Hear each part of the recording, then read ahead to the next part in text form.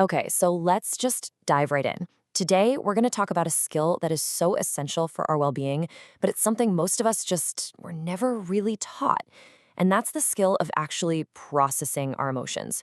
We're always told to be strong, to just move on, to stay positive. But what if that's the very thing that's holding us back? I want you to just sit with this question for a second, really let it sink in. Because this is the heart of everything we're going to unpack today. This one little reframe can totally change your relationship with your inner world. It can transform those tough feelings from enemies you have to fight into, well, messengers you really need to hear. All right, so first things first, we have to understand the problem, right? Why do so many of us spend our lives basically running from our own feelings? Let's take a look at the massive cost of all that emotional hiding. This conditioning, it often starts as a survival tool. From a really young age, we learn, sometimes people tell us directly, sometimes it's more subtle, that being pleasant and agreeable is what people want. Showing you're angry or sad or frustrated, that can get you labeled as difficult or weak. So what do? We learn to put on a brave face and just shove the real feelings down. And this slide just lays out the whole paradox perfectly. On the left, you've got the goal we're all aiming for, right? We think if we just suppress our feelings, we'll seem strong, totally in control. But then look at the actual result on the right. That constant work of bottling things up, it leads to the complete opposite. Chronic anxiety, total burnout, and yeah, even real physical sickness. So how do we do it? How do we run? I'm betting these tactics on the slide look pretty familiar.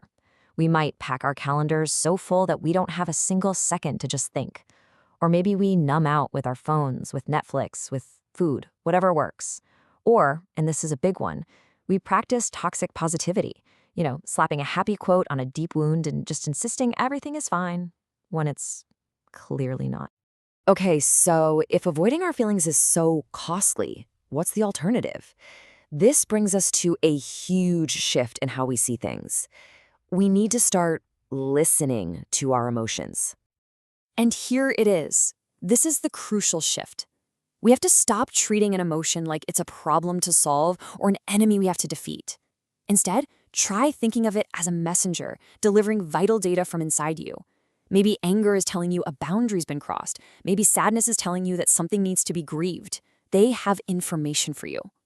Oh, this slide makes such an important point. On the left, feeling and emotion. That's like a delivery person shows up, you accept the package, read the note, and then they go on their way. The feeling delivers its info and moves right through you. But on the right, being consumed by it, that's like letting that same delivery person move in, unpack all their bags, and start redecorating your entire house. See the difference? One is healthy processing, the other is just unhealthy rumination. And this is exactly why listening is non-negotiable. Because when these emotional messengers get ignored, they don't just, vanish. They start knocking louder. They find other ways to get your attention. And a lot of the time, that's through your physical body. Let's look at some classic examples here. You ever noticed your jaw is super tight when you're irritated? That could be unprocessed anger. Or what about that deep, heavy fatigue that sleep just doesn't seem to fix? That could easily be unprocessed sadness. And that pit in your stomach? Well, that's often just unheard anxiety. Your body is literally trying to deliver the message your mind keeps ignoring. All right, so we get the why. Now let's get practical and talk about the how. This whole section is about the art of processing, turning all this theory into something you can actually do. Now, before we get into any specific technique, the very first most essential step is this: permission. And this isn't just some nice, fluffy sentiment. It is literally the key that unlocks the entire process. You have to be able to tell yourself, it's okay that I'm feeling this right now. No judgment. The process itself doesn't have to be this big, complicated thing. We can break it down into 3 simple steps. First, just create some space. Even 5 quiet minutes is enough. Second, name the feeling. Actually say to yourself, okay, this is anxiety, or I'm feeling grief. And third, and I know this is the part that sounds the scariest, you just sit with it. And this slide clarifies such a key point. Sitting with it does not mean you have to analyze it or problem solve it or fix it.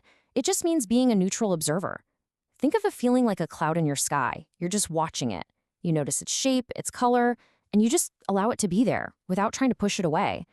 That non-judgmental attention is what finally lets the emotion be processed and eventually move on.